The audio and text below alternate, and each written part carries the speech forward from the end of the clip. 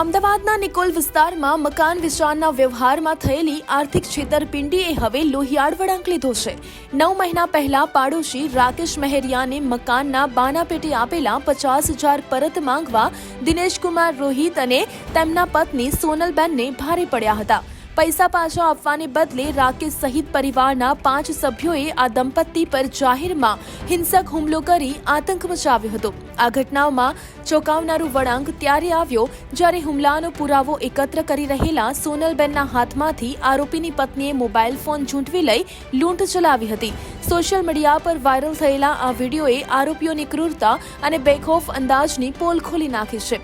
ગળદાપાટુનો માર મારી અને જાનથી મારી નાખવાની ધમકી આપી આરોપીઓ ફરાર થઈ ગયા છે, જ્યારે ઇજાગ્રસ્ત દિનેશભાઈ હાલ સિવિલ હોસ્પિટલમાં સારવાર હેઠળ છે।